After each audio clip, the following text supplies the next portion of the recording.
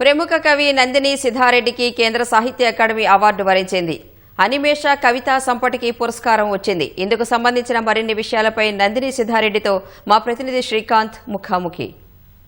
ప్రముఖ కవి రచయిత నందిని సిద్ధారెడ్డిని కేంద్ర సాహిత్య అకాడమీ అవార్డు వరించింది. 2025 సంవత్సరానికి గాను కేంద్రం ఈ అవార్డును ప్రకటించింది. ప్రస్తుతం దీనికి సంబంధించిన వివరాలను ప్రముఖ కవి నందిని సిద్ధారెడ్డి గారు తెలుసుకున్నాం. సార్, శుభాకాంక్షలు సార్. ఈటీవీ తరపున శుభాకాంక్షలు సార్. ఈ అవార్డు మీకు ఏ విభాగంలో వచ్చింది, దానికి సంబంధించిన వివరాలు ఏంటి సార్? ఇది కేంద్ర సాహిత్య అకాడమీ, అది కేంద్ర ప్రభుత్వం ఏర్పాటు చేసినటువంటి ఒక స్వచ్ఛంద సంస్థ. అది ప్రధానంగా 24 భాషల్లో ఉండేటటువంటి సాహిత్య విభాగాలకి ప్రత్యేకించి గుర్తించి పురస్కారాలు ప్రతి సంవత్సరం ప్రతి ఏటా ఇస్తారు. దాంట్లో తెలుగు భాషకు ప్రతి సంవత్సరం ఒక పురస్కారం వస్తుంది. సాహిత్యంలో ఎక్కువ కృషి చేసినటువంటి వాళ్ళకి లేదా సాహిత్యంలో కేంద్ర సాహిత్య అకాడమీ గణింపదగినటువంటి కృషి చేసినటువంటి వాళ్ళకి ఈ పురస్కారం వస్తుంది.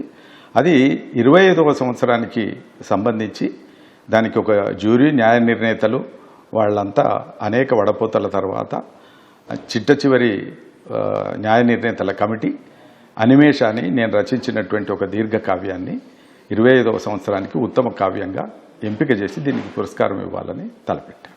ఓకే సార్, అంటే ఈ పుస్తకంలో దేనికి సంబంధించి ఎక్కువగా ప్రస్తావించారు సార్? దీనికి సంబంధించిన వివరాలు ఏంటి? అంటే దీంట్లో ప్రధానంగా కరోనా అనేది ప్రపంచాన్ని అల్లకల్లోలపరిచినటువంటి అతి ప్రమాదకరమైనటువంటి సంఘటన ఉంది, మనందరికీ తెలిసిందే. అది ఒక ఉపద్రవం, అది ప్రపంచవ్యాప్తంగా ఉపద్రవం. అలాంటి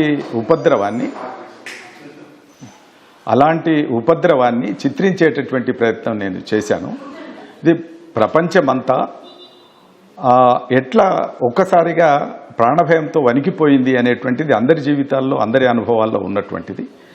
దీనికి ఈ వైరస్ అనేటువంటిది ఒక కారణంగా, నేపథ్యంగా పనిచేసింది. అయితే ఈ వైరస్లు ఎందుకు వచ్చినాయి, ఎట్లొస్తున్నాయి అని వైరస్ల యొక్క చరిత్రను కూడా దీంట్లో చెప్పే ప్రయత్నం చేశాను. ప్రకృతి అనిమేష, వైరస్ ఒక మిష. వైరస్ అనేది కేవలం ఒక వంక మాత్రమే.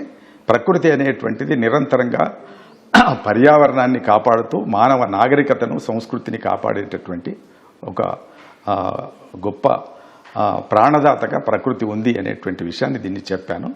ఆ ప్రకృతిని, పర్యావరణాన్ని సరైనటువంటి విధంగా ప్రేమించకపోతే, సరైనటువంటి విధంగా కాపాడుకోకపోతే, పరిరక్షించకపోతే జరిగే అనర్థాలన్నీ ఇట్లా ఉంటాయి అనేటువంటి విషయం దీంట్లో చెప్పడానికి ప్రయత్నం చేశాను. మనందరికీ తెలిసిందే, వలసలు దీర్ఘకాలంగా చాలామంది తల్లిని కొడుకు, కొడుకును తల్లి చూసుకోలేనటువంటి ఒక విషాదకరమైనటువంటి మృత్యులు మనకు సంభవించిన పరిస్థితి.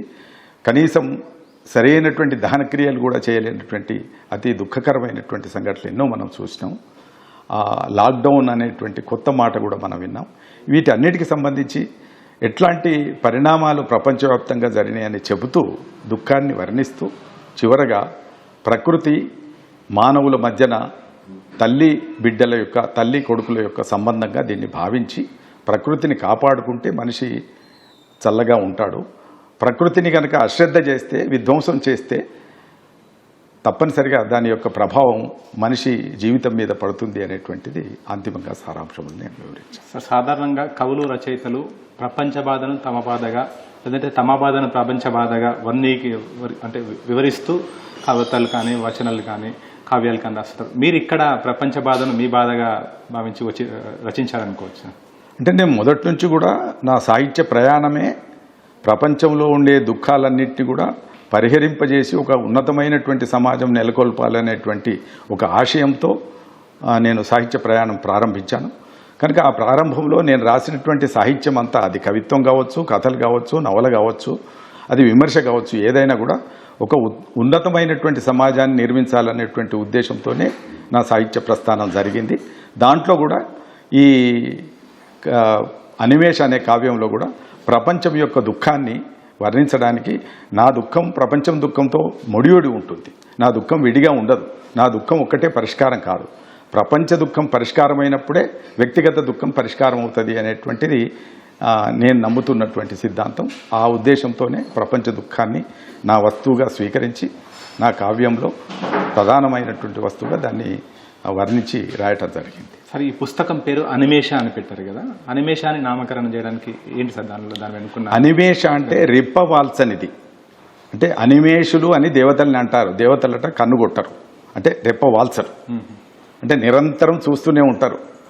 మనిషి క్షణానికి ఒకసారి లేదా 2 క్షణాలకు ఒకసారి అయినా కూడా రెప్పవాల్చాల్సి వస్తుంది. కనుక మనుషులు కాని వాళ్ళు దేవతలు రెప్పవాల్సని వాళ్ళు.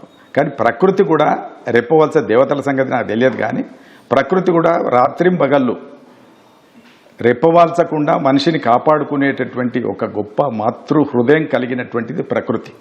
కాబట్టి అలాంటి ప్రకృతిని అనిమేష అంటే ఎప్పుడూ రెప్పవాల్చకుండా కాపాడుతున్నది అనేటువంటి అర్థంలో నేను ఈ మాటను నా కావ్యానికి శీర్షికగా ఎంచుకోవడం జరిగింది, ఈ పేరు పెట్టడం జరిగింది. ఓకే సార్, ఈ పుస్తకంలో అనిమేషాల్లో ఎన్ని చాప్టర్లు ఉన్నాయి, దానికి సంబంధించిన వివరాలు ఏంటి సార్ క్లుప్తంగా? ఇందులో ప్రధానంగా 19 అధ్యాయాలుగా 19 చాప్టర్లుగా నేను విభజించుకున్నాను.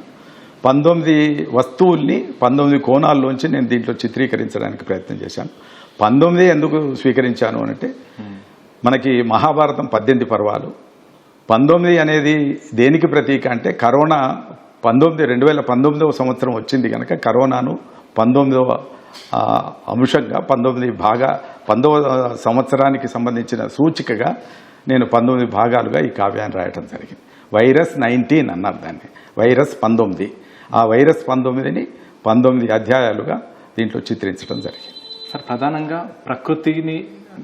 ప్రకృతికి సంబంధించి ఈ పుస్తకంలో పేర్కొన్నారంటున్నారు. అంటే ప్రకృతిని విధ్వంసం చేయడం వల్లనే ఇలాంటి విపత్తులు వస్తాయని చెప్పి మీరు అందులో పూర్తిగా విపులీకరించారా? దానికి సంబంధించి ఏ అంశాలను మీరు క్రోడీకరించారు? 19 చాప్టర్లు అన్నారు, ఒక్కొక్క కోణంలో ఒక్కొక్కటి. అన్ని వివరించడం సాధ్యం కాదు కానీ చరిత్రలో మానవుడి అవసరాలకు ప్రకృతిని ఉపయోగించుకోవడం వేరు, మానవుడి మార్కెట్ ప్రయోజనాల కోసం ప్రకృతిని మొత్తంగా విధ్వంసం చేయడం వేరు. ఇవాళ గుట్టలు పోతున్నాయి, చెట్లు పోతున్నాయి, ఇవాళ నదులు పోతున్నాయి, ఇసుక పోతున్నది, మొత్తం ప్రకృతి అంతా కూడా విధ్వంసం అయిపోతున్నటువంటి ఒక వాతావరణం. అది ఆకాశము, భూమి, పంచభూతాలు అని చెప్పినటువంటి ఏవి కూడా ఇవాళ ప్రశాంతంగా స్వచ్ఛంగా లేవు. అవన్నీ కూడా విధ్వంసమై కలుషితమై ఉన్నాయి. ఆ కలుషితమైనటువంటి వాతావరణంలో వాటి యొక్క ప్రభావం, తీవ్రమైనటువంటి ఫలితాలన్నీ మనిషి అనుభవిస్తున్నాడు. ఆ అనుభవించినటువంటి ఫలితాల్లో భాగంగానే వైరస్లు వస్తున్నాయి అనేటువంటిది చెప్పాను.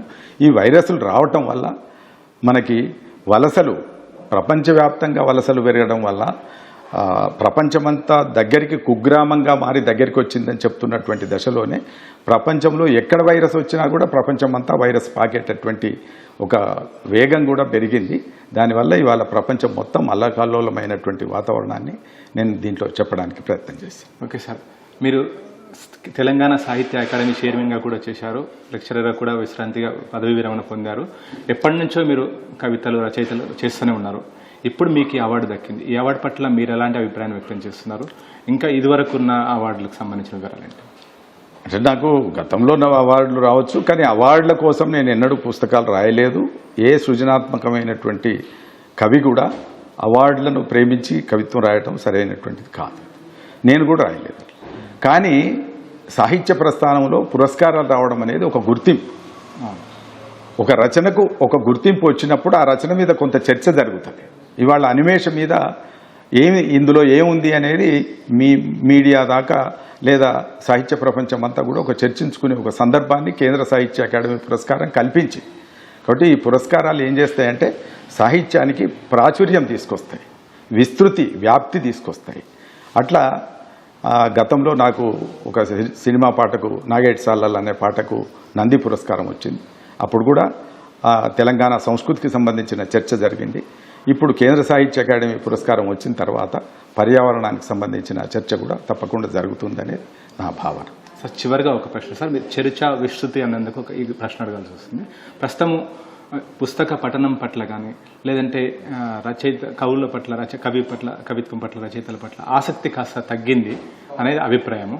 దీన్ని మీరు అంగీకరిస్తారా? ఒకవేళ ఇంకా ఈ రచనల పట్ల లేకపోతే చదివే పుస్తక పఠనం పట్ల ఆసక్తి పెరగాలంటే ఎలాంటి చర్యలు తీసుకుంటే బాగుంటుంది? సాహిత్యం అంటే ఒక పుస్తక పఠనం మాత్రమే కాదు, పుస్తక పఠనము ఒకనాడు ప్రధానంగా ఉంది.